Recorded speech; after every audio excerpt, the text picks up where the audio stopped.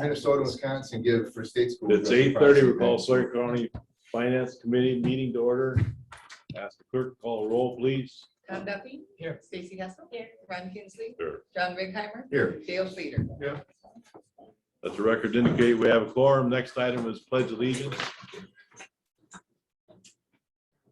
All right. Allegiance to the flag of the United States of America, and to the republic for which it stands, one nation, under God, indivisible, with liberty and justice for all. Thank you. Certification, compliance with open meeting laws, please. This meeting is known to the public and news media as required by section 19.84 of the Wisconsin statutes. Thank you. Number 5, meeting agenda. The agenda is set. Everybody's okay with the agenda the way it is. Number 7, approve the minutes of the previous meeting of June 9th.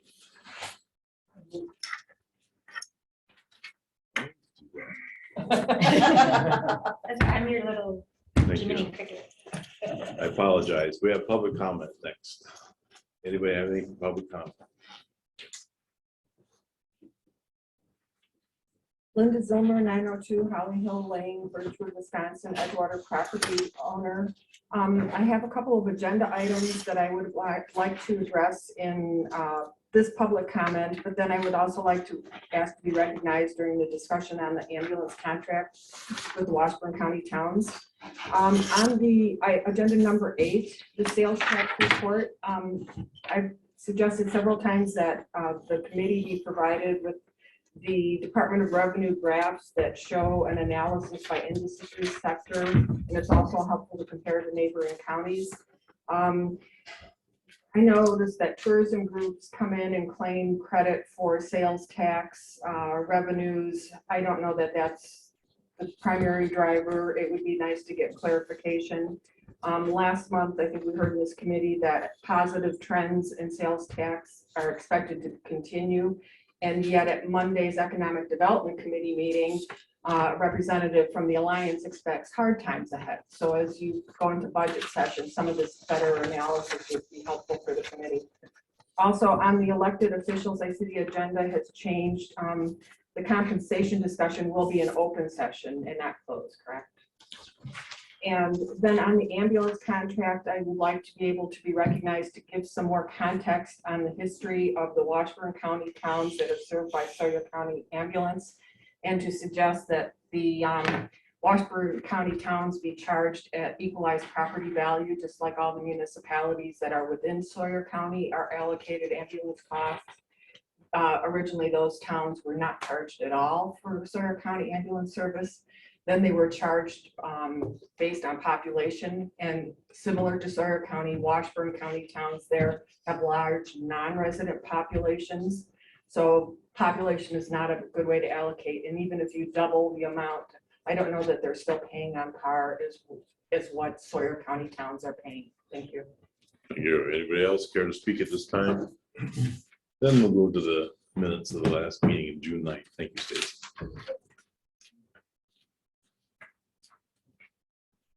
Motion by Mr. Duffy, second by Ms. Hessel to approve as presented. Any discussion? Hearing none, all in favor of the motion? Aye. Opposed? Motion carries. Thank you. Number 8, treasurer's report. Is she on? I am. Good morning. Good morning. Couple things. The sales tax information graph and chart are provided.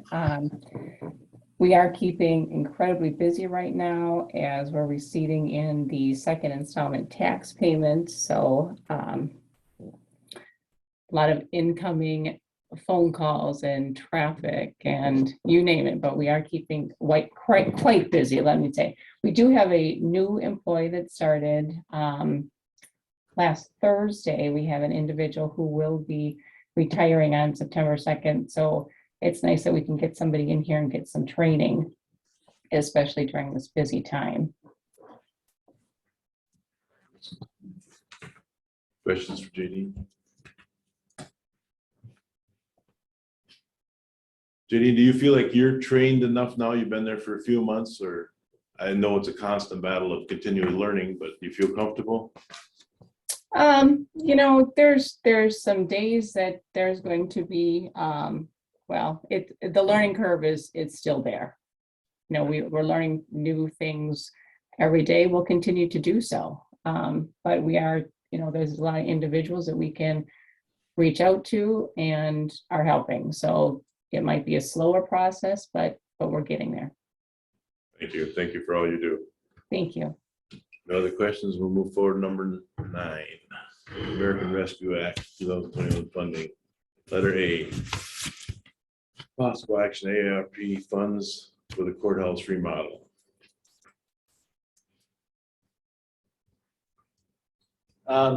This request was received prior to last month's meeting regarding the helipad in the town of Draper. It was not acted upon last month after the discussion regarding. Should be on the email. I'm sorry. I already skipped on. I think the only comment on A then would be that the last month's meeting, there was a motion or discussion, at least within committee here, about allocating the remaining ARPA funds to the courthouse remodel. And I believe the subsequent question, as I understand it, would be request to forward that to county board for full board discussion.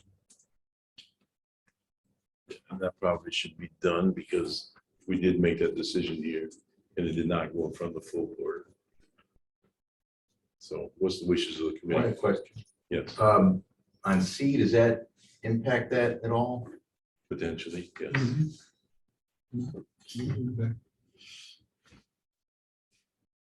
We make that first decision before getting to C?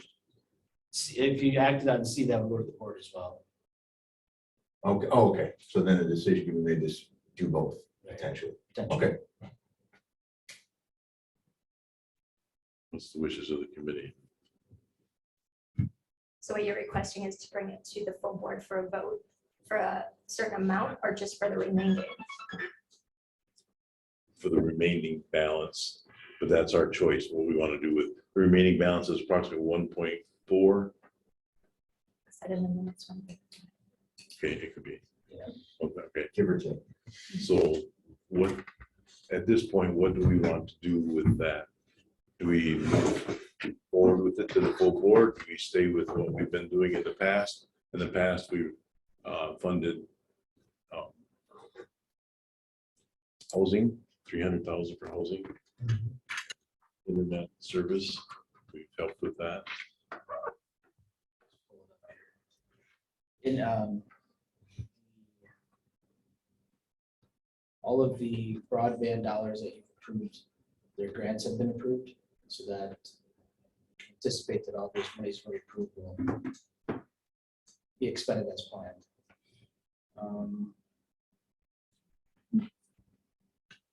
Yeah, remaining ARPA funds, 1,432,417,000. We allocated 1,781,500 to date.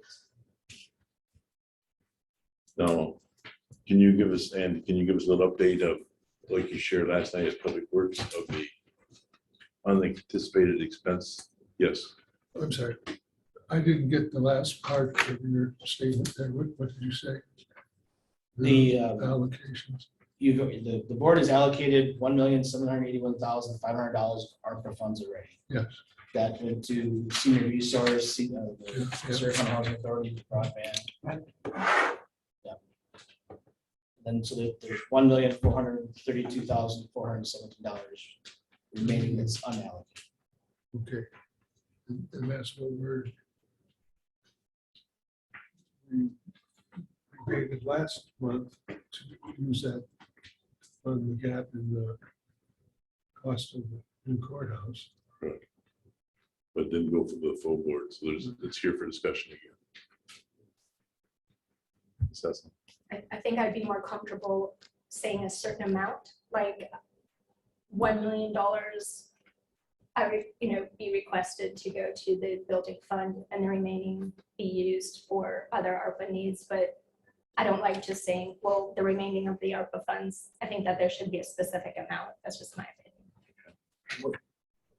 Last time, one of our benefits, I think we saw, put in all towards the courthouse, is that the whole county would benefit by it. One, two, that we wouldn't have piecemeal requests. Now granted, the Draper one is pretty compelling. I mean, it's what, $40,000 on it. But at the end of the day, I mean, if we're paying to the courthouse, $40,000 has to come somewhere. Taxpayers' money. Right, but I mean, otherwise that $40,000 gets taken away from the courthouse. And I like the idea of just putting it towards the courthouse, everybody benefits by it. We avoid the piecemeal requests and then deal with the requests, the other requests that come beyond our, but yes. Mr. Truman.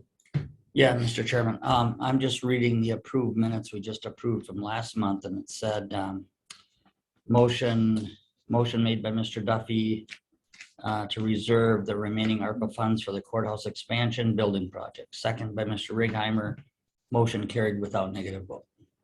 So that's already been passed here. And I'm prepared to bring it to the full board, depending on what discussion is here. Mr. Chairman, Yes. I'd like to speak on behalf of that, because the helipad for the town of Draper was on the agenda and it was never acted on. And they applied for that before we put this in, going into the full courthouse. I kind of agree with what Ms. Hessel said, take with the 1 million, put it towards the courthouse and use it with the remaining to help these other people out. The county taxpayers are still getting $1 million break from the courthouse with that. But I think that we should go with, you guys should go with what Ms. Hessel said. 1 million to the courthouse and the rest to help out other places for this that need the help. And the helipad in Draper, there's only one other one in Sawyer County other than the Sawyer County Airport. And I believe, being on the public safety, that it's a safety concern for the county, because they're always looking for somewhere to land a helicopter to make a pickup or a transport. Thank you. Andy, you want to inform us about what we learned last night? Sure.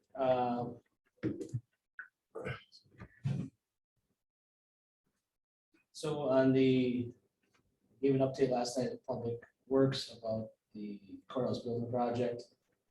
For the most part, I mean, the project is moving along fine with Myron. If you want to see, they provide a monthly summary that's included in the Public Works package. I think we'll also include it in the county board package.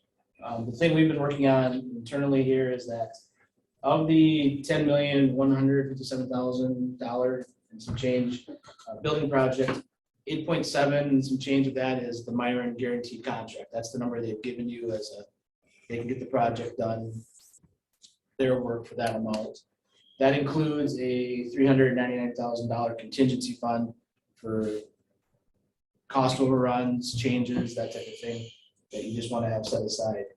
The difference between the 10.1 and the 8.7 are things that we're responsible for at the county that are not included in Myron's contract. That included the $395,000 for the closing of 5th Street and the California Avenue reroute. It includes the utility relocates, the AV equipment for the courtroom, the furniture and fixtures for the expanded building, the design fees for venture, and some other small items. So the design fees are right where you knew they were when you did the project, because those were pretty much established when you approved and bonded for the work. California Avenue, that was negotiated with the cities. That's right on the number. A couple of things are coming in over budget though. The utility that relocates, the budget number was $26,124. We're going to be well over 40,000 on those. The CenturyTel or CenturyLink relocation itself was right around 26,000. We still had other providers that we don't have all the bills in, but we know that we're 40 to almost double what was under budget. The design venture, when they designed the project, worked with vendors on the furniture, a vendor on the furniture and fixtures. That's where the 121 number came from. Now that we've actually said we're going ahead and we've tried to pin down the order with them, that number is closer to 140. So about 20,000 over there. And the AV equipment similarly was spec'd out, or we paid, the county paid for a company to design that. And that company also provided the estimated cost for the budget of 204. Their actual cost that they told us now, sorry, Mike, I keep forgetting, it's about 245,000, 40,000 over that. So both of those items, the AV and the furniture fixtures, we are taking out to find other companies to give us competitive pricing on those now, because the vendors that were initially involved are coming in over budget, so we want to see if we can get a better price. We're also looking at the furniture, some potentially doing some of that in-house rather than purchasing everything. But the important thing is that when we go over the budgeted amount in this area, it does not automatically come out of the contingency, because that is the negotiated contingency as part of your guaranteed contract with Myron. We would be responsible for the over budget costs on these items. Yes. So didn't we already approve an extra 2 million in bonds? So you have your regular plus the 2 million. The 2 million covers the up to the 10. That was Okay, Because so there we're was- 700,000 over. Is that what you're saying? Or what are we over? potentially right now, rough numbers. 20, about 100,000, potentially 100,000 between the furniture, the utility relocates, and the AV cost. Going to try to bring that down. Now, potentially, and what we're hoping is that we're anticipating taking the new generator out of the project and using the existing generator. That savings would apply to our cost. So if we use the rest of the ARPA funds, what you're saying is then it would come off the bond that we bought. Correct. Okay. Anything, the $2 million that you approve additional bonding, any ARPA money you would allocate to the project would reduce the amount of bonding. Yep. Questions, concerns? Yes. Andy, did we approve up to $2 million or that exact amount? Yeah, 2.1. Up to 2.1. It's up to that amount. That was the Gotcha. resolution. For some reason, is it easier to fund the Draper issue out of the ARPA versus the other way, on any other way you would do it? I mean, is that preference? I mean, because at the end of the day, it's still coming out of the same bucket. I mean, whether you, like, one thing I'm thinking like, wait, 1.5 minus 40,000, it's coming ARPA funds, but I mean, that just means 40,000 less for the courthouse or vice versa, right? I mean, so Yeah. is there a preference how that, the Draper issue, I mean, assuming we approve that, I'm not. Yeah, the only thing, I don't know if that's easier from a county standpoint. It's probably more of a perception standpoint. Or, Yeah. Yeah, well, I mean, you're right though. It's really, it's all one bucket. Right. So Are we able to discuss the helipad right now? Are we combining all of these? we can if we wish, but do we want to do that? Do we want to move forward and then we can come back to this? Would that be easier? If we can do that too. If we can combine all those so we can make an informed decision before moving on, that's what I would appreciate is. So, did the town of Draper donate any money to the helipad, or would it just be on? There's the town Oh, chairman. I'm sorry, I didn't know who you were. Yeah, that's town chairman. I'm the town chairman, this is our clerk, but she has all the numbers. So she knows how much we have. We have raised money, we've had a fundraiser, and people have donated money. Liz, how much money do we have? $21,687 is our contribution. We need 40,000 now to finish it. We can't get there. We've already asked everyone that can donate. So we're done with our town citizens. So your town of Draper, though, didn't they receive ARPA funds is what I'm asking. Did you use any of those for this No, we project? used our ARPA funds for our own broadband PSC grant, which we won on our own without county funds. So some of that is allocated and the rest we need for roads. So we have 16,000 remaining. We'd rather not use it on the helipad because we have problems already with bridges and roads that we can't do this year. So I don't know how we're gonna go forward with our financial situation. Have you discussed how Stone Lake, I know that they did their helipad a couple of years ago. Have you discussed how did they formulate it? I wasn't on the county board at that time, but I don't believe county funds were used for that. So I was just wondering. Yes, they did first of all, inflation is 40% higher than it was then. We did our training at Stone Lake. Their helipad's a little too small. The helicopter provider prefers a larger one. So their model already doesn't really work for us and we're going a little larger than that. But yeah, we basically used LifeLink 3 that helped them design theirs, designed ours. Okay. And so we know what our numbers are. We scale ours back, but it's still as good as we can make it with what we've got. I mean, if we don't get this county funding, it's just gonna take us 2 or 3 more years and we're gonna have to keep trying to scrape money out somehow for it. We are gonna get it done no matter what. This benefits the whole southeast side of the county. Tourism, we have Tuscovia Trail, we have the Dead Horse Trail, a lot of that benefits Hayward. We've got a campground. People come to Hayward and spend money. So we're not looking at this as Town of Draper only. We're looking at this as that whole corner. And there's one in Clam Lake, which is Ashland County. There's one in Stone Lake. This would be a perfect triangle to have these facilities. We don't have enough firefighters to close off Highway 70 for them to land on the highway. We've looked at all the alternatives. We were firefighters at the time we designed this. And they'll be right at the fire hall. At the fire hall, Okay. yeah. And a master switch for EMS, so they can do the transfer unattended. They won't need any help. Even a state patrol or sheriff's department, anyone can go turn the switch on, it lights up, they can land. So for us, the radios don't work, the roads are gravel and remote. If you get ejected from an ATV or a snowmobile, it's an automatic lifelink call. They always call that because of the type of injury. So by the time you get the patient out, you can get them out, get them to the helipad, stabilize the patient. It's lit, it's a safe landing zone, it's plowed in the winter. It guarantees patient outcomes. And that's why we believe so strongly in it. So for 2 years, we've been trying to fundraise and save money and take money out of our budget. And that's what we got so far, 21,000. But our initial estimate was 34,000, and that was 2 years ago. So now we know from the concrete and everything going up, it's gonna take about 60 to finish it. So we're just afraid that it's gonna keep running away from us. If we don't get it done, it's gonna be 70,000, 80, I mean, who knows? I mean, maybe not, but we're seeing it escaping us, and I don't know how we need to get it done. It's already being used, they're landing there now, but they don't like that situation. They would prefer it to be finished. So that's I guess I don't need to say anything else. I appreciate, thank you, Mr. Buckles. Oh, you're welcome. A couple of things.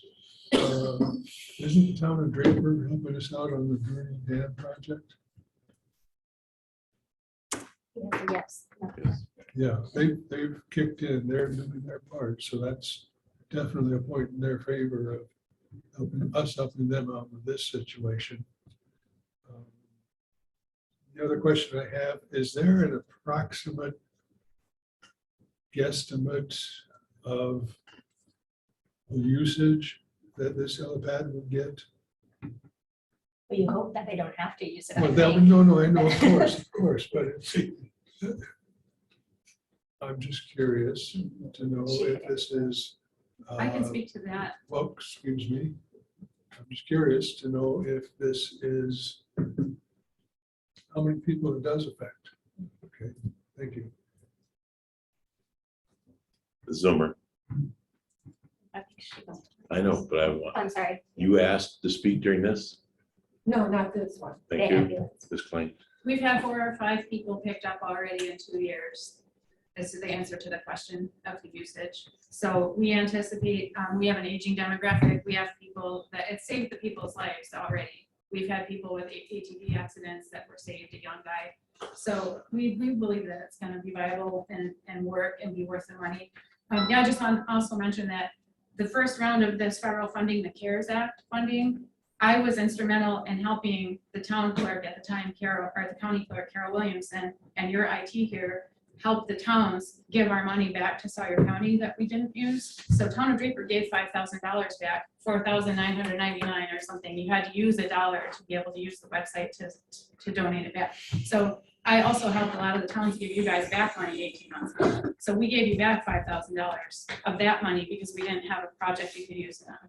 So, I mean, we support everything you do here. We're not trying to take money out of the county pocket. We need the courthouse. So I just want to say I'm not against that. Thank you, Is it appropriate to make a motion? if you wish. I'd like to make I think it's EMS is an important part of what a county should help provide. I'd like to make a motion, if I'm saying it right, to subtract the 40,000 from the funds that we're going to go to the courthouse, and then after that subtraction, have all that go to the courthouse because that benefits the whole county, and then we don't have the piecemeal picking winners and losers ongoing and having discussions. Is lining up for the money. I'll second that, but I'd like clarification. Just a minute, we have motion by Mr. Rickhammer, second by Ms. Hessel. Discussion. Sorry. So specifically the ARPA funds is what you're saying, not just the $10 million. Right. Also, and then are you saying to close out any other requests for ARPA Yes. after today? Is that what you're saying? Okay. Right now, the requests in line that are gonna be on it, try to come in, or Don't know. I don't think there's any presently. Will there be more coming? If they know that it's available, it would be, but if they know that it's not available, then it would shut that faucet off. Mr. Schleter? Jeff, comment? I was gonna second. That's all. Mr. Schumer? Yeah, in discussion, Mr. Chairman, I think it carries some weight when the requisition came in. And it's been in a month ago or, May 9th. I May wrote a 9th. letter to the finance committee. So I that- don't know that you got it done, but I did. That's Okay. our resolution. so that definitely carries some weight. Agree with this motion. Any other discussion? So we have a motion to fund the town of Draper helipad for 40,000. All in favor of the motion? I mean, Yes. part of the motion also though is to stop any further, Okay, I think. and to stop any other ARPA funds from going out and the whole for the The second. balance goes to the courthouse. Yes. Lynn, why don't you read that back, please? Sure. Mr. Rickhammer made a motion up to use $40,000 of ARPA funds for the helipad request and use the remainder for the courthouse project. Second by Ms. Hessel. Yes. Question, do we have to amend the last month's approval for using all of the funds from ARPA for the courthouse? Okay. No, because this is a more current motion. And Mr. Chairman, this would come to the full county board then next week? Perfect.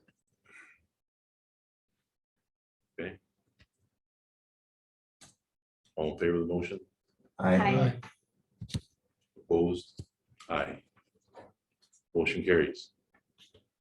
Does that take care of all number 9? I believe it does. Yes, Mr. Peters. Mr. Peters.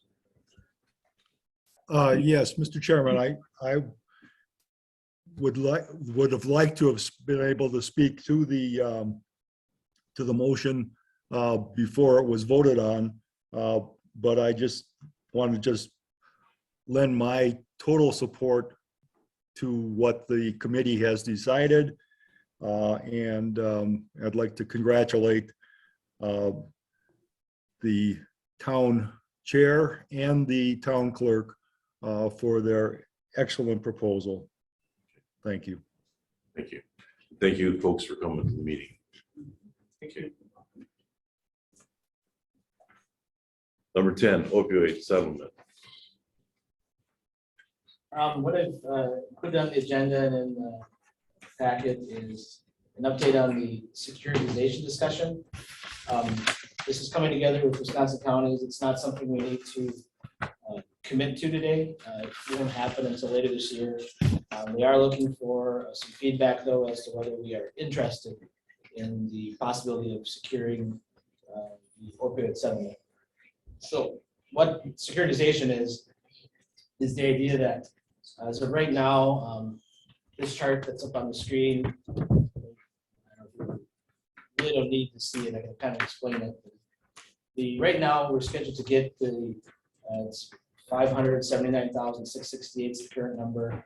We're scheduled to get that over a period of 18 years. The first year, we would see a couple payments, initial payment of 27,023, then another payment of 37,884, and then numbers range from 26,185 to 47,038 through 2038. So it's kind of a continual revenue stream coming in for the settlement.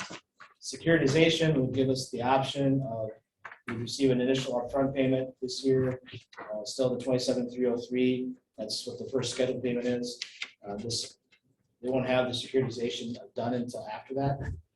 We would receive then a payment probably towards the end of the year, first of next year, for 271,618.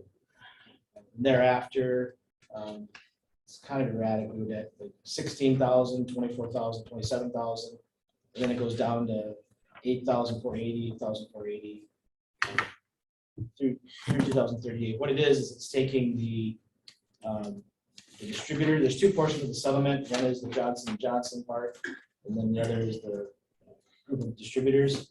It's taking the group of distributors payment and essentially selling it off to a finance company that will give us an upfront payment, but we won't get overall as much money. Through taking the money over a period of 18 years, we would get 579,668. Through the securitization, it looks that we would get 455,038 total over the 18 years. So you're essentially it's the cost of selling it off, getting up front is that difference between 579 and 455. The upside though is that you get that money up front, you can do something with it. If you see something where you have a bigger expenditure up front. The other part to consider is that potentially if any of the distributors go insolvent and go bankruptcy, then the payment will go away altogether. Potentially. So that, Yes. was it 25%? Was that the, That's and roughly. so that is the value of money now versus way, that portion plus the risk component. Does that jive with you? I mean, is that, It's hard, and that's been the discussion that we've been having as counties, is that too high, is that too low? Really nothing for us to compare it to. But, how much of that is a risk component, do you think? oh, You can figure out the time value, right? I mean, Yeah, I would say it's pretty small, actually. Oh, I mean, I'm going off of what we've been told about the risk of any of those companies going bankrupt. it's always better to have the money in hand versus waiting for it. Yeah, and I'd honestly tell you, that based on the kind of informal discussions with their counties, it's about 50-50 right now.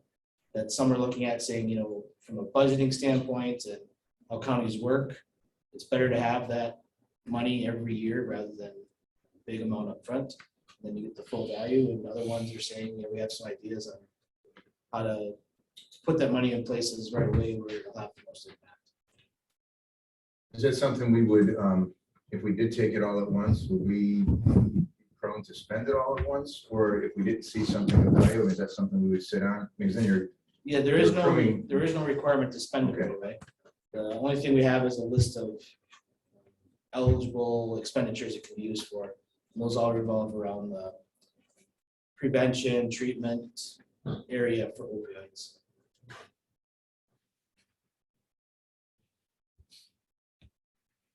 So I'm inclined just to recommend that we say, yeah, we're interested, so we can have as much time as we need. It doesn't bind us to follow through with it whenever this is actually ready to commit to. You need a motion. I'd like to make a motion for Andy to follow through on saying that we're interested. second, Motion by Ms. Hessel, second by Mr. Bigmeyer. I'm gonna keep motioning and seconding. I don't know. I apologize. That's all right. Any further discussion? Yes. Your motion was to, Allow him to move forward. what does that mean, move forward? That just means I tell WCA that Surrey County is interested in this option, Securitization. in the securitization. That way they're gonna take a head count of who's interested. That'll help them. Because the numbers will move depending on how many counties, how much of the settlement is gonna be secured. Do you need it more specific or did you? I think I've got it. Okay, I have, a motion was made by Ms. Hessel, second by Mr. Reheimer, to allow Mr. Alvarado to follow through with the investigation of the securitization option. thank you. That's exactly what I meant to say. So how much time do we have to? They want an indication if we're interested by the next week, the end of next week, but they don't have a timeline as to when this will be ready for counties to commit to and sign on to. So you guess that would be a year or 6 months or? I would guess 3 to 4 months. Yeah, okay. Because they'd like to have this done by the end of the year. That's the timeline we're talking about right now. And if we took the money in one lump sum, anybody have any plan as to what to do with that? Or just put it in a bank account? Plan. There's not a plan, there's a lot of ideas. The Criminal Justice Committee has been kind of pulling together, well, there's two things happening. Criminal Justice Committee's been talking about it.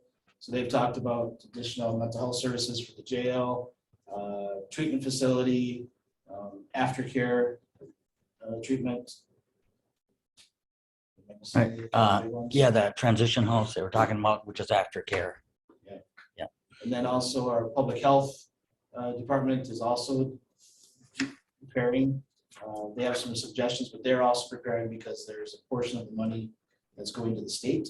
And the state will be granting it out. So our public health is looking at gaps in service that they can apply for those funds. So when the decision is made as to where it goes, does it come back to this committee first? Where does it go? Who makes the call? Well, I think ultimately the county board, just like the ARPA, I think it should treat it just like the ARPA funds. Okay. And I think prior to me, I believe the CJCC was kind of tasked with putting the ideas together and coming up with the plan. And then that should come to this committee and then to the board for investment. Probably Health and Services also, I would presume. Yes, Accounting manager, Mike Parker. well, I thought maybe he would be down here today. Yeah. Go ahead, please. This is the first I've seen this proposal. Andy, in the discussions, have they been 100% clear that we would not have to carry any direct or indirect liability should Johnson & Johnson or the distributors default? Right. We don't carry an additional liability by signing on to the securitization. Okay. And then my second question is, if we sign off on this, are we potentially giving up what could be future settlements No, if this came up again? nope, this is only specific to the Johnson & Johnson and distributor settlement. All right. That's all. Thank you. Is anybody looking? Is up next. Oh, he's on that side. Gotcha. Mr. Schleter, did you have another comment? Yeah. Normally, I'm a bird in the hand is worth two in the bush kind of guy. But making this a lump sum, we would need to be very careful not to start a project that we could not sustain. So I agree. More mental health counseling, after they're out of jail, counseling is something we could do, but once the money's gone, we may not be able to fund that anymore.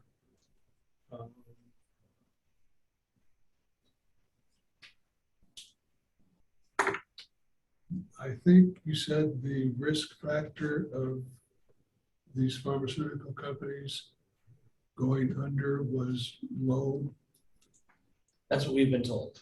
I've not done an analysis myself. Well, just from what I've followed, except for the hit they're taking on this settlement, they don't lose money. They're pretty much making money hand over fist. So I wouldn't worry too much about that. On the other hand, stretching it out over a period of what, how many, 18 years? Mhm. It's kind of insignificant per year. So I really don't know what to suggest.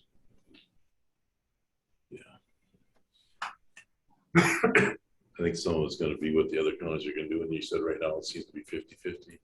You know, so I'm sure we're gonna watch what they do also. I think we have a strong opinion of what we want to do with it. That'll help this decision as well. Right. Mhm. So I know we talked about this at the CJCC committee yesterday. I gave them kind of the same information.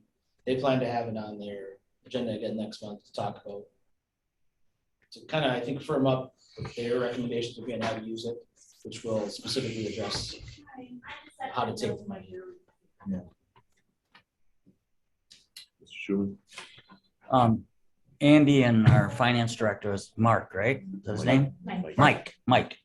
For budgeting purposes, I see the payments. You gotta leave that door open. Gotta leave it open, yes. For budgeting purposes, I see this spreading out over 18 years. The payments are much more consistent, correct, Andy? Yep. And if we're looking at sustainability of our project, that seems certainly the way to go, to keep money flowing every year into that area. Plus, there's restrictions on the use of that money, right, Andy? That's all. Thank you. We have to leave the door open because it's open meeting. Oh, I'm sorry. So, any other discussion? We have a motion, we have a second. All in favor of the motion? Aye. Opposed? Motion Aye. carries. Thank you. 2021 audit, 2021 and 22 budget update. I'll just Mike, do a quick introduction. So He's gone. yeah, he's still there. So Mike Markins, our new director of finance. We knew when we hired Mike that he already had a little, I don't know, trip on his. Little mini trip. Little mini trip on his calendar. So that's why he's joining us remotely. But we've had a week and a half to get him immersed in what's going on.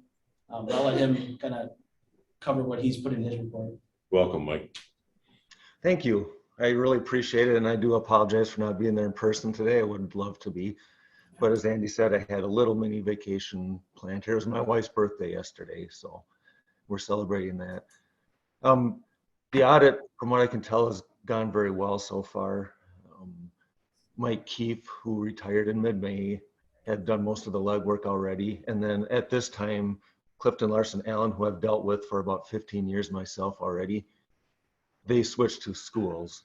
So we'll see them again in September, maybe early October, maybe late August, hopefully. They'll be back on site to do some compliance testing and then wrap up our audit after that. The budget, from what I can tell, we're tracking pretty well on the 22 budget.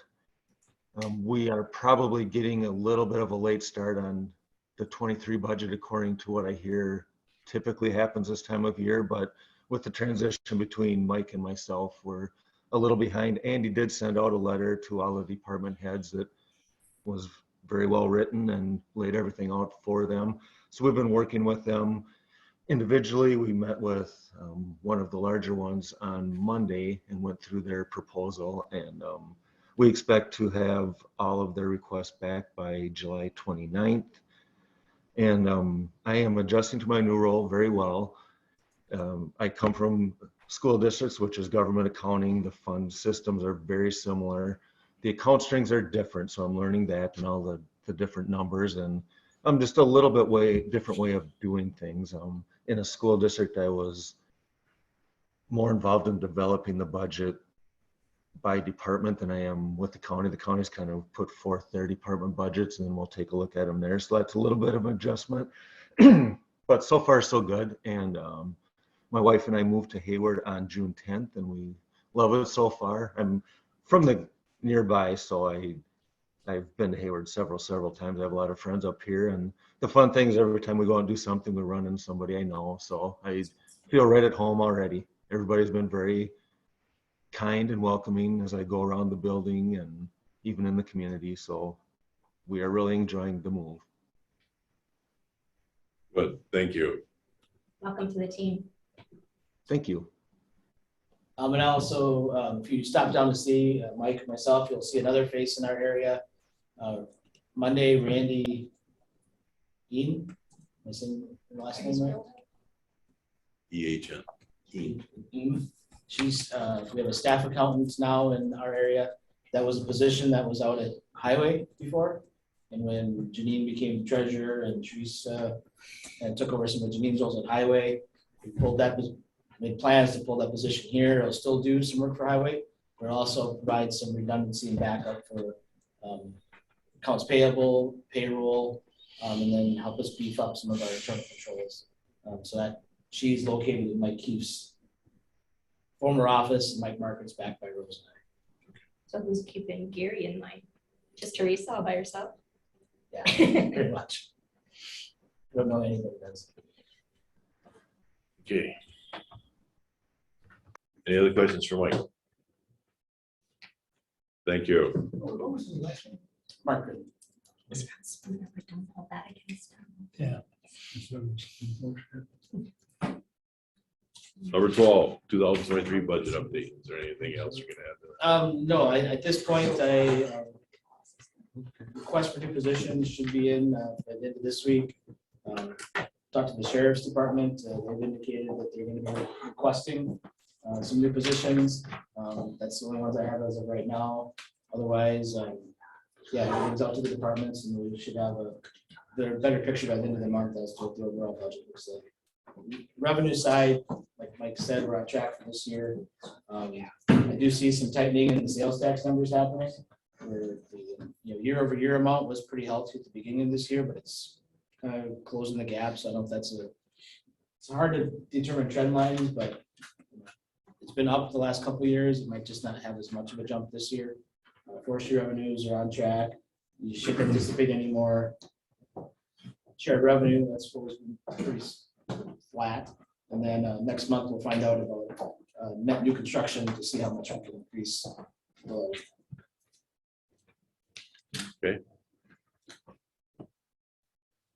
Number 13, mileage and meal reimbursement. Keep on moving it. This is one of the items come up in the first few months is a request to take a look at mileage and meal reimbursement rates. Looking back, I could not find the last time these were updated. And a couple employees told me they've been here 6 years and they don't recall them ever being updated since that time. It's come up in the cost of these types of items have gone up. So just looking at currently meals, we were at $5, $8, and $12. And then there's an aggregate of 25. So if you're gone for a full day and you're eligible for those meals, you don't have to stay within the 5, 8, and 12. You just have 25 for the day. I'm proposing an increase to 8, 11, and 16.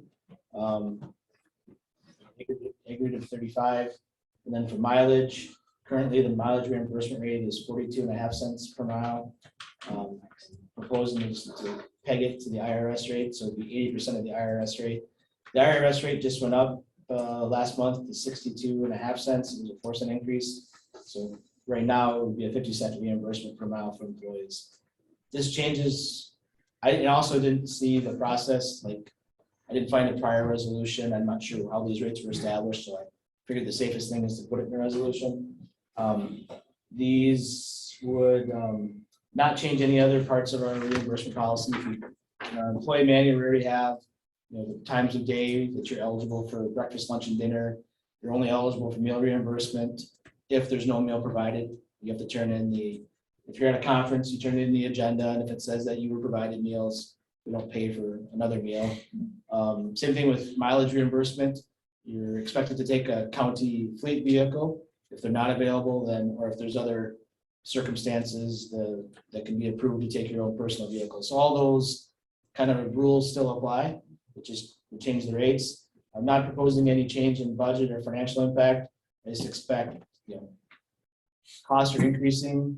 We've heard about the helipad cost increase or building project is increased. Costs are up, but at this point, expect department heads to manage their travel training budgets appropriately and prioritize the things they're going to and how many people are going so they can stay within budget. And I'm just looking at budgets too, still travel training, most people are well within their budget because there's more virtual options or those are coming back, but still there's usually people have found other ways to deliver those trainings that don't always require travel. Yes. I thought the rate now is 52. It just went up recently. I thought we've been getting that for quite a while. There was, and I didn't go back and check this, there was some that the board might get a different rate than the employees. Oh, okay. Are you talking about the employees rate now? Yeah. Okay, sorry, misunderstood. But I do have a question there. If the conference or whatever it is, seminar they're attending offers a meal, let's say lunch, can they still aggregate the breakfast and suppers? No, okay. No. What if I don't like I'll make a motion to approve the mileage and meal reimbursement increase as presented. I'll second. So we have a motion by Ms. Heslin, second by Mr. Rightheimer to approve as presented. Any further discussion? Hearing none, all in favor of the motion? Aye. Opposed? Motion carries. Thank you. Number 14, ambulance township service contract rates, discussion and possible action. Andy. So put this on the agenda. First, letter A is more just to make you aware at this point. I took this to public safety for discussion to start with. So as part of the Sawyer County Ambulance Service, we provide service to 3 townships outside of the county. It's the town of Bass Lake, town of Birchwood, and town of Stone Lake, all in Washburn County. Like has been mentioned, these townships have been billed on a per capita basis. The current per capita rate is $40 per person. The town of Birchwood, it's only serving half of the township, so it's the resident number divided into 2, the times 40 is what they're billed for. Appears that these rates were increased in 2021. At that time, there was a discussion acknowledging that the actual cost at that time we're approaching $70 per capita. We don't have the audit numbers from last year yet, so I expect them to be $70 at least or more per capita. That calculation is based on they took the total amount that's being levied for ambulance service divided by the Sawyer County population to determine a per capita number, and then applied it to the populations in those 3 towns. That's the way the calculation has been working. This was started in 2016. It appears as if the contracts that were done in 2016 have just kind of rolled over, and they just informed those towns of a new rate, and they had changed it. In that contract, currently it says July is the month where the county would be negotiating a new contract. So told public safety, I'd like to notify those towns that we want to negotiate a new contract, or at least a new rate. But I think it's also time just to put a new, fresh contract in place with a new rate. Public safety gave me to go ahead and negotiate an increase. And I guess just bringing that here so the finance committee is aware of that. Negotiating it, I guess I'm assuming it's partly done on a per capita basis because that's how the other counties in Washburn are billed from their other contracted provider. So it's something they can compare it to. Talked to the ambulance director about how much service we provide to those townships. He indicated it is not a burden on our service necessarily based on the number of calls that we're going to. But I think it is important that we continue to move it to get to some parity with Sawyer County residents are paying for the service. Ms. Zomer. Thank you. I just want to make the argument again to allocate it on EPV, equalized property values versus population. It saves a lot of administrative work. It's allocated just like the Sawyer County towns are. And at least before any committee makes a decision, you should at least be able to compare the numbers between a population rate and an EPV rate, and then look at what the towns are compared. So appreciate if you would take that extra step. Thank you. So actually it says, yes, Go ahead. it says discussion is possible action if the public safety asks you to go ahead and negotiate that. Is this kind of mute for us, or you want to bring it back once you have it negotiated? I would bring it back once it's negotiated. For the contracts to be approved, yes. I was just going to say that when we first took on, there were 4 counties, townships.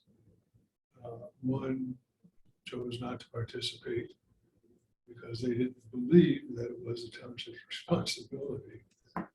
But the other 3, if we had put them into the program at the same rate as the Hayward residents are paying, it would have been one heck of a change in their costs. So we talked about doing that over a period of time, bumping it up, and it sounds like that's what has happened. How far away are we from parity? That's if I've got $100,000 home in Sawyer County and my brother has $100,000 home in Washburn County, one of the townships, are paying the same thing for our ambulance service. I've not had a chance yet to look into what Washburn County's rates are for what they're getting charged. No, I don't care what Washburn County is charging. It's just what we're charging. Me in Sawyer County, what are we charging? Yeah, so, and I have an old calculation on the equalized value per diem, which depending on the township, two of the townships look pretty close to what we're, the $40 per diem per head is close to equalized value. I don't want to convey those numbers without seeing where we're at now. Just based on a per capita, roughly Sawyer County residents are paying $70 per capita. We're charging the Washburn County towns $40 per capita. We're charging them $29 per capita before it was increased to 40. So we need to make another move up. And I think it's time to go equal. So that everybody shares equally. But yeah, on the other hand, I am interested in knowing what it would cost them to go through Washburn County service. Isn't that Gold Cross or something? North Memorial. North Memorial down in their county seat, which is quite a ways away. And if I remember right, Ron, do you remember?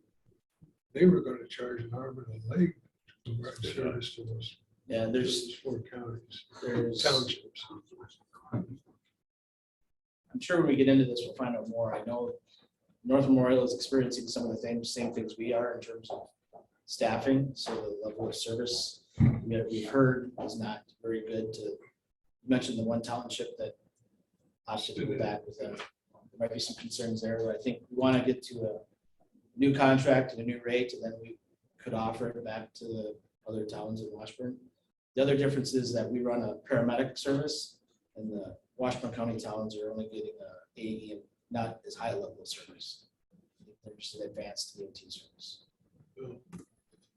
which is even more important if you have a long ways to get. What you're getting. Yeah, exactly. And I think that's, and I want to talk about the next item. That's one of the things I'll kind of convey is you're gonna have to pay for what you want or what you're going to get.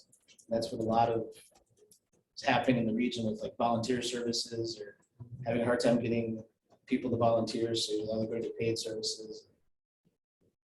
And like, I know you had a smile on your face when the township said it's not their responsibility, but that's actually, it is a city requirement. I talked to the town chair there and other members of the town board. Student. They just. They have to provide this for us. And we wouldn't hear anything different.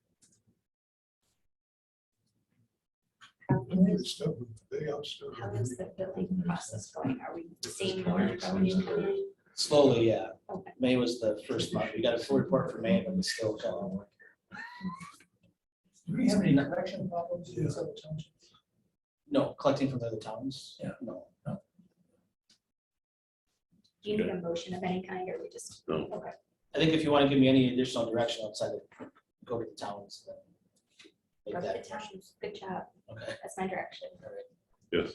Yeah, to Tom's question about any problems in collections. Are we talking about the $40 that we're charging per person, or are we talking about the total cost of the service provided to the individual? I was responding that we don't have any problem getting the towns to pay their contracted fee, contracted amount. I'm not aware of any differences in collecting from the calls in Washburn County basis compared to the calls in Surrey. I would think they'd be similar, but I'd be interested in knowing that for sure. Yeah, I can, should be able to pull up the run sheets for the Washburn County calls, and do a sample. Just satisfy my curiosity, please.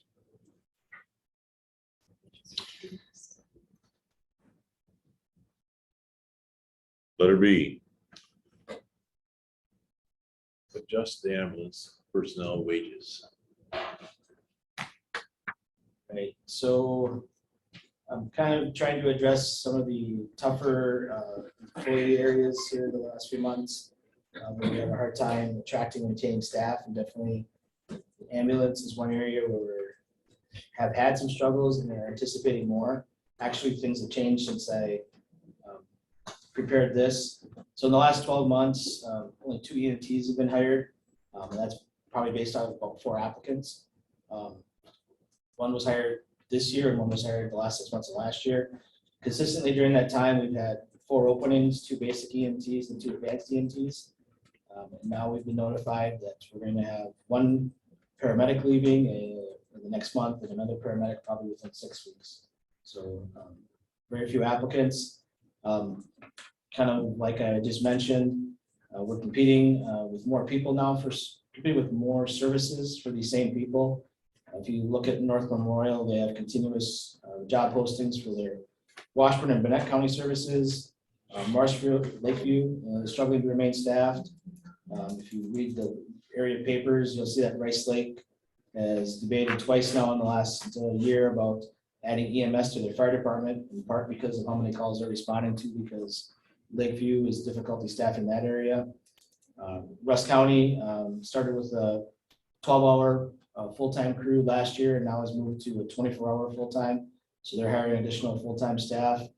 And then to the north of us with some of the volunteer services, Great Divide cut back on who they're serving. So you're seeing those townships starting up volunteer services or contracting with other providers that have full-time staff. So it's just a much more competitive environment than it has been. And I don't see that changing just because I think most areas at some point are going to end up being served by full-time paid staff rather than volunteers. I just see that not changing.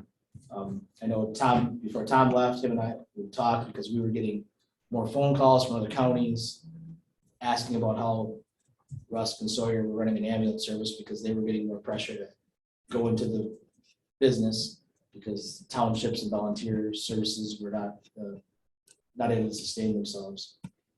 So this is why we propose some adjustments to ambulance personnel wages.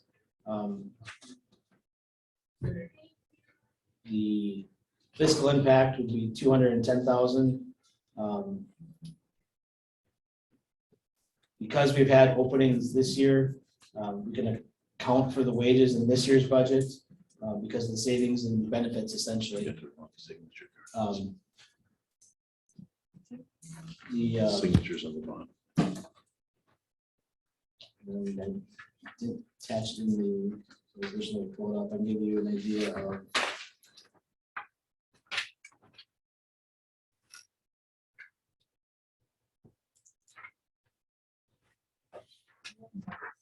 That's the public safety meeting. That's Yeah, what we those went to are. public safety and Oh, okay. which is highly unusual. We usually won't do that. So yes, it looks odd. My ear, thank you. so the 210,000. It's not a different. The employees are at different levels within their pay grades, but we'll be accomplishing this by adjusting the pay grades of the ambulance personnel, essentially moving them to different levels. But right now, this is an example. The basic EMTs average $12.45 an hour, and they would be moving to an average of $16.30 an hour. The advanced EMTs average $14.27 an hour. They'd start, their average of those employees would go to $17.77, and the paramedics would go from an average of $21.51 to $23.88 an hour. And these are county employees. They are. These are full-time county employees. And outsourcing ambulance services, that's not feasible, I guess. Outsourcing it is feasible, but you're gonna hear the same things that we're having. They have, the outsource, North Memorial is an example. They come over from the Twin Cities and have had long-time contracts. They're having difficulty staffing. Lakeview contracts with some other entities. They have difficulty staffing, and 911 service, those operations make their money. Aside, I mean, they make money by transfers and getting business to their hospitals. they aren't gonna come in and do a 911 service at a loss. They're gonna charge you what it takes. So to- if we did outsource it, our service fee would be, Probably more. cost us more than a head count. They would charge us a contract fee that's going to take, whatever the cost is plus some to operate that service in this area. And are the ambulance employees now, they're paying by the hour and their full benefits, all that? So Yeah. that's all loaded in. It's more expensive it's cheaper to do it in-house. I guess I haven't been a part of Sawyer County's looking at that. I was a part of Russ County, and we put it out for contract, and there's no obligation for them to provide 911 service. It's a local unit of government. The county, once the county's in the business, you're not gonna get out. They're gonna charge you whatever it takes to run the service. So really, it all comes down to level of service usually, how much you wanna pay, whether you wanna have, they might come in and say, yeah, we'll run the county, but we're only gonna run, we think it only takes one ambulance full-time. That's how we'll serve the county. Or they'll say, we'll take 2 ambulances, but as soon as there's a transfer, 1 ambulance is leaving the county. That's where you're gonna negotiate the cost is based on the level of service. And then they'll determine how much staff they need and. Yeah, and I trust you. I'm just curious of, the outsourcing versus in-house and the balance between the two. Right. Okay. Ms. Dustin. Sorry, I was just gonna ask if, because I wasn't here when that was decided of making it in-house, because I believe that it was outsourced at one time. Could you give just a brief history lesson for new members so that we know why that was? About 2014, I think we went to full-time ambulance service. It was a big discussion to get that way. And if I understood it correctly, once you make that step to go full-time and you're getting state funding and other funding to get your buildings up and stuff, you can't go back. If you do go back, you can never go back to full-time. That's what I recall. You recall anything else? There was a lot of discussion trying to figure out if we're gonna make, how much we're gonna lose, how little we're gonna make. And the outside services that were willing to give us a contract were more expensive than what we estimated at that time an ambulance service would cost. Plus for hiring locals where we wouldn't be guaranteed locals for that service. And I think when you know the people that are saving your life, it makes it a lot easier. Yeah. Helicopter service, is that part of the ambulance service? No. No. Yeah, they're either helicopters that respond here. Well, Lifelink is the most prevalent one. They're a separate company, but they're partially owned by. But the ambulance people are the ones who call them, aren't they? Usually it's our dispatch. So they Do we have any options of who we call? How many people are in this business? The How many helicopters, hospitals provide the service? the helicopters. Yeah. Yeah, North Memorial, there was a accident here, 4th of July. I think 3 helicopters responded. I think 2 were Lifelink and 1 was North Memorial. They went out to the airport. But do we have an option of who we call? I think that's their. I'm not sure. Yeah, I think our first one is Lifelink is the closest one. You call the closest one. Okay, That's and about- do we have any input as far as cost is concerned? Or they bill us what they want?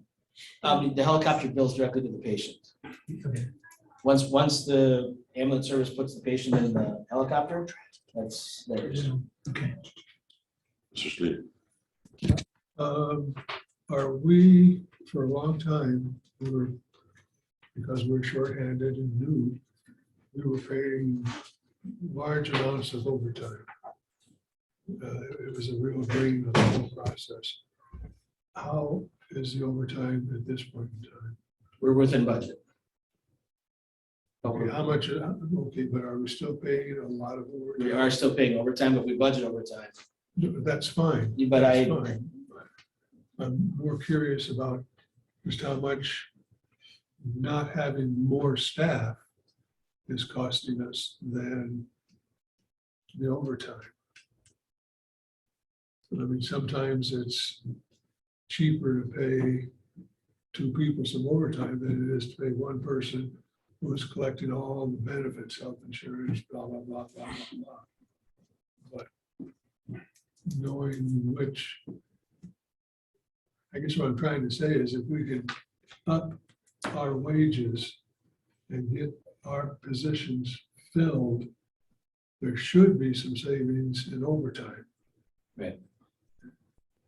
So that's another incentive to up the wages. And the other piece that is not, these are the way I outlined, we have, these are full-time positions, so there's 10 paramedics, 6 basics, and 8 advanced. Outside of that, we have a handful of part-time people that we've really been leaning on so that we don't have to pay as much overtime. They aren't full-time, they aren't benefits, but they do fill shifts for us. That's one, but I'd have to go back and go through the overtime to give you a better answer to your question. Well, I think I've already had it. If we have full positions filled, we're going to use less overtime. Yes, definitely. So that's good, and that's why I think it's a good idea to support these wage increases. When you were responding, you said, lost my train of thought. Cecil. I was gonna make a motion to approve the finance committee portion of the resolution for this cost. I'll second. Okay, I want to make one more point, just so the conversation about going to a full-time service and not being able to get out of it once you're into it, in part is because counties have a levy exemption for EMS. So the $210,000 projected that it's going to cost next year will be in the over the levy EMS levy. So, we operate within a levy cap that we get 1%, average 1% increase, which is that new construction. That's, for a lot of our county operations, that's the confinement we're in. EMS is outside of that levy cap because it's specifically exempted. So that's why counties, once they are running a countywide service, if you were to stop doing it, the towns really couldn't afford to do that then.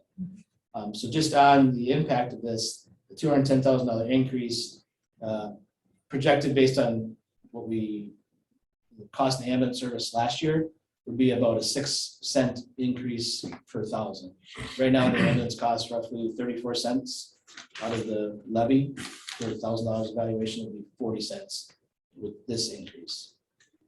Just to give you the impact on the tax. So motion by Mr. Cecil, second by Mr. Righeimer to approve. Any further discussion?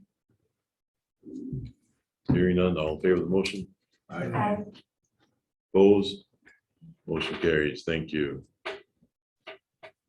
Review Policy Procedure Manual Committee Roles and Responsibilities, finance rules and responsibilities. We put this on all the committee agendas for this month to have each committee review what currently was in the Policies and Procedures Manual for committee roles and responsibilities. Our standing committees, half the committees have something in the policy manual, half the finance does. I have not gone through and made any updates or changes to the ones that already had something listed. Most committees are advising to look through it, and if you have any changes, to bring it back next month. Or let me know before next month and I can bring back up. Got a history lesson on that one. Yes. When we first reorganized, we did not put together a finance committee. That was done through administrative committee. But then two terms ago, I think it was, the board voted to put a finance committee back together. Still here, so I think it's been like 3 or 4 years. Kathleen's on. One term? No, it's be second term. Yeah, you're right. Probably, okay. So that's the history. Thank you. Number 16, elected officials compensation. What'd you put together, Andy? I didn't put together anything, I guess. When we discussed the retention pay preparation for the county employees, there was a question raised about eligibility of elected officials to also receive retention pay. My knowledge of the state statute is that elected officials, the county board members, clerk, the sheriff, all those types of elected individuals, their compensation is set before they take out papers, before the papers are filed for the office. That way, there's no effort to, you know, so-and-so got elected, so we're going to cut their pay. And there's no quid pro quo to raise their pay if they do something. So they asked, we did get an opinion from our corp counsel and looked at it from a couple different ways of how to make them eligible. And it's pretty much a flat no that during the term of office, the compensation cannot be adjusted. So when can the compensation be adjusted then? It would be adjusted before the next election, before they take out, before the So in paper. December? Nope, those are not, those are 4-year terms, so you're in year 2. I'm in year 2, so it'll be 3 years. Oh, When before the paperwork was filed for the last election, the board set 4 years, they already set the schedule for the next 4 years of compensation.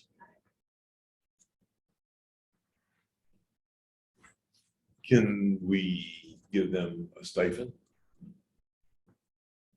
That's the way we framed the retention pay, was that it was a stipend or a one-time payment or Right. bonus, any of those words, it's still compensation. so a legal counsel said no. Right. I like following the rules of the legal counsel, but I feel bad that they can't get an increase in pay. Yes. Yeah, I agree. When is the earliest time that we can vote to increase and to have them receive the increase? You could do it at any time, actually, but it won't be effective until 1/1 of 25.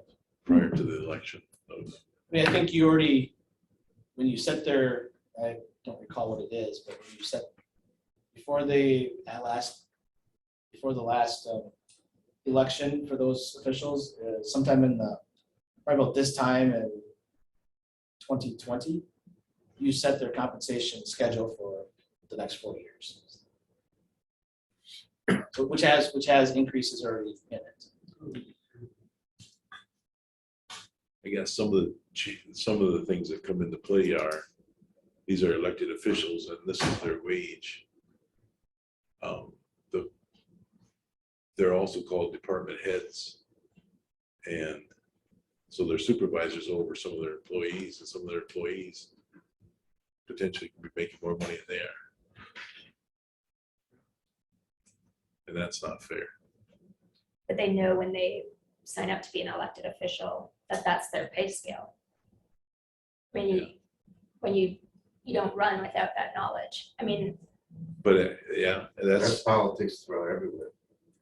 Sadly. but also they didn't know that these raises were gonna come into place. But yes, you can argue it both 3 times, different ways to argue it, but if it's not legal for us to do, that's what we have to respect. then you will get another opinion from a different court of counsel. I mean, isn't that what the lawyers do? If they don't like one, you go to the next. Yes. Chapter lawyer. I mean, I respectfully wish that we could, but I don't think that we want to get into a legal match. Yeah, I understand that, and I think we're gonna run into some problems going forward with this. Like if it's a appointed position where you didn't get on the ballot, I believe Ms. Abrick was filling in for Ms. Ince where she wasn't on the ballot. That's a different situation. So I don't know if that's something that comes into play where you're not on the ballot, but you're appointed. What are we're talking sheriff, clerk, what else? Treasurer, registered deeds. Treasurer, Registered deeds, Yeah. so 4 positions basically. clerk of courts. There's a few. Or no, that's going a different route. Yeah, I mean, there's 2 groupings of elections, register of deeds, treasurer, clerk, then sheriff and clerk of courts. And you just should have set those rates earlier this year before the paperwork went out. For the sheriff. And the clerk of court. How was the DA? DA is paid by the state, they're a state employee. So the board has to set those 5 plus yourself. So before, I'm assuming sometime 2 years ago, the county board reviewed their own compensation, either left it alone or decided to make an adjustment. But that had to be done before your paperwork was filed. So that way you know what your compensation So is. it's a fairness issue and a talent retention issue. I would say on the sheriff, basically had 3 people wanting to be sheriff, so it doesn't seem to be a pay issue there. I don't know about the other positions. So they are given a yearly increase though. Yes, I don't know what it is, I but think it's 1%. Give the other 44. as part of this conversation and discussion with the court counsel, there was brought to our attention that there are a couple counties that have gone to setting their elected official compensation by this is your rate, and then you'll get the same adjustment that all general county employees get year to year. That's why it's changed that based.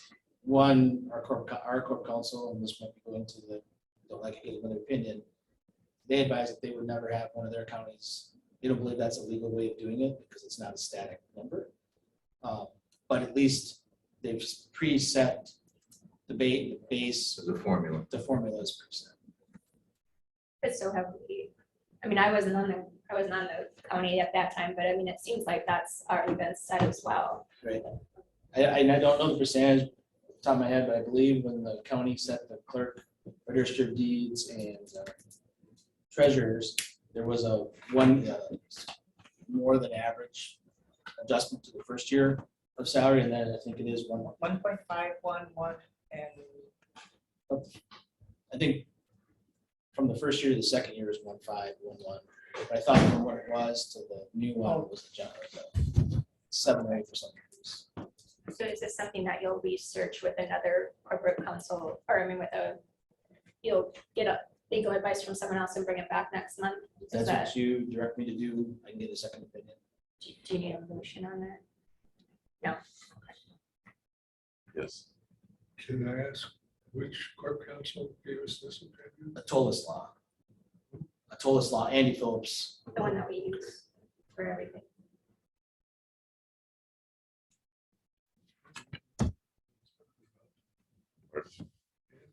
He knows what he's talking about. Yeah. I will forward all 5 of these emails. That's Andy now. Sorry. That's why Ron, I was calling. Well, I wonder come up with that spam. All right, yes. I'd like to stay with that, see if there is anything else we can do with that, because it bothers me. Number 17, future agenda items.